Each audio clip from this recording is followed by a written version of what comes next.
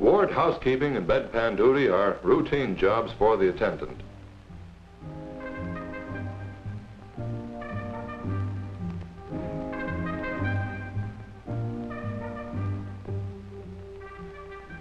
Then there are patients who can't get out of bed, patients who have to be handled like children. No matter how much you do for them, some patients are too sick to appreciate your good intentions.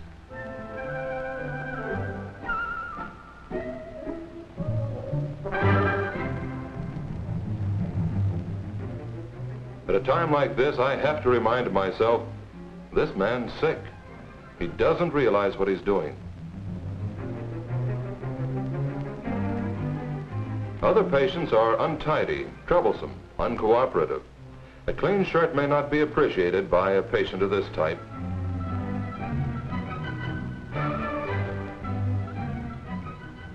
One of the most important things in this work is sympathy and understanding.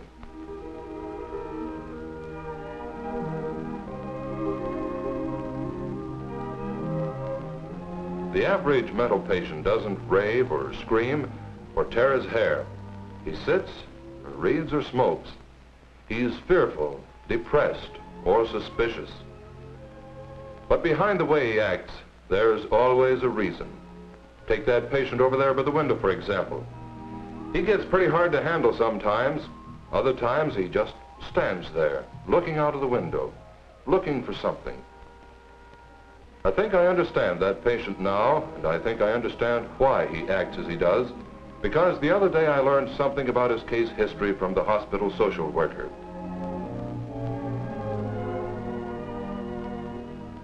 The social worker's job is to find out about the home background of the patient and to pass this information on to the psychiatrist and in turn to the rest of us.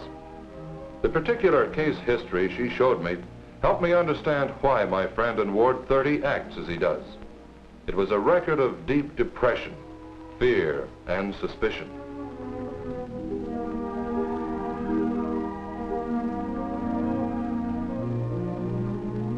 But the causes of his illness go back to the years when he was a successful businessman who had come up the hard way. From a poor home and a tough childhood, he had fought his way up to a successful career. Then the brakes began to go against him. His business failed, he worried, trouble piled on trouble. When his wife died, he felt more lost and alone than ever. Memories of his childhood hardships began to crowd his lonely hours. To blot out his worries, he tried to find relief in the bottom of a bottle. But his jagged thoughts came through. Haunted by fear, crushed by depression, he thought he could never get started again.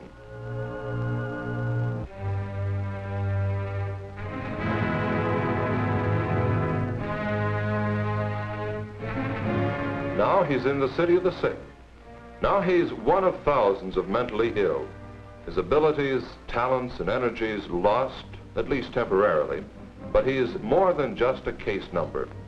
He's not alone, not forgotten. On his side is a modern medical team of which the attendant is only one member. On his side is the psychiatrist. Trained in both the physical and mental aspects of mental illness, the psychiatrist tracks down the causes of mental disorder and it prescribes modern treatment methods. Listening to his patients, the psychiatrist analyzes their worries, fears, and illusions. It's a job for a specialist with years of training in human problems.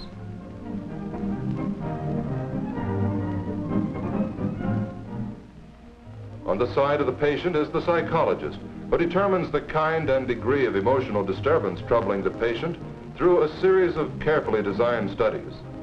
Like the Rorschach test, in which the patient describes what he sees in a series of ink blots to help the psychologist interpret the type of disorder that the patient has.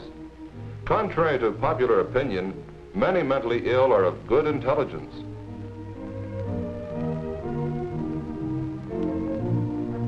The hydrotherapist is on the psychiatric team too. In hydrotherapy, the disturbed patient is placed in a tub of warm, circulating water. The soothing effect is helpful in quieting and relaxing overactive patients. Hydrotherapists also need special training for their job.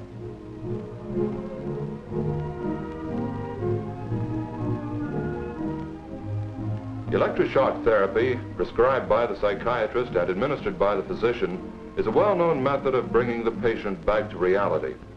When it's followed up by other treatments, electric shock as well as insulin shock may mean early recovery for many types of mental illness. The registered nurse is also part of the psychiatric team.